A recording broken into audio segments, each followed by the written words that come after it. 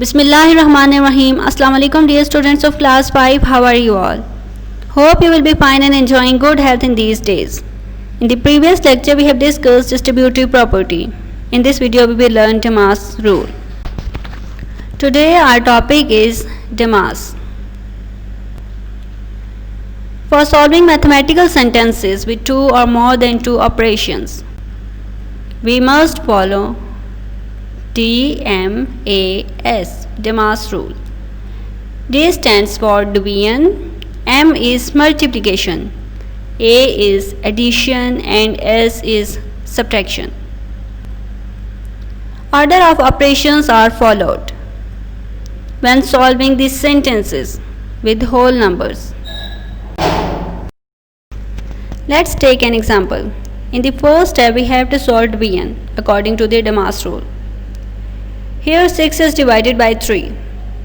If we divide 6 with 3 into 2 we get 6.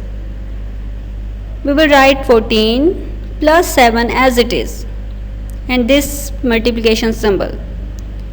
We will write 2 in place of 6 divided by 3. As the answer of 6 divided by 3 is 2, we will write 2 here and we will write the remaining numbers as it is. In the next step we have to solve multiplication. So we will find out which two numbers are multiplied here. We can see that here are the two numbers that are multiplied, 7 and 2. We will multiply 7 and 2. 7 into 2 we get 14. We will write this 14 as it is. In 7 into 2 we will place 14 and we will write the remaining number as it is. Now the next step is addition. In the third step we will add the numbers. Here we can see that there are two numbers that are adding, 14 and 14. If we add 14 and 14 we get 28. So we will write 28 in place of 14 and 14. Then we will write the remaining numbers as it is. Now we will apply the last operation, that is subtraction.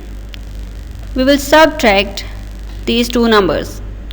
From 28 we will subtract 12. If we subtract 12 from 28 we get 16. So we will write 16 here. We have applied Demas rule. Similarly, same order of operations is followed when solving sentences with decimals. Let's take another example. According to Demas rule, first of all we have to divide. First step is division. Here we can see that there are two numbers that are divided. 12.3 is divided by 3. In the first step we will divide 12.3 with 3. 3 into 4 we get 12. Here we can see that there is a decimal. So we will write it in the quotient. Then we will write 3. 3 into 1 we get 3. If we subtract 3 from 3 we get 0. It means if we divide 12.3 by 3 we get 4.1 and we will write the remaining numbers as it is. The next operation we will apply is multiplication. If we see that there are two numbers that are multiplied with each other, 5.1 and 2. If we multiply 5.1 with 2, 2 into 1 we get 2 and 2 into 5 we get 10. If we see that after the decimal point there is only one digit, that is 1. So from the right side we will start counting one digit. It means after 2 we will place the decimal point here. We will write the previous numbers as it is and this addition symbol. And in place of 5.1 into 2 we will write 10.2. Now we will apply addition. Here two numbers are adding, 4.1 and 10.2. We will add these two numbers. We will place decimal point in the same column. If we add 2 and 1 we get 3. We will place the decimal point in the same column. And then if we add 4 and 0 we get 4. and we will write 1 as it is because there is nothing to add in this number. We get 14.3.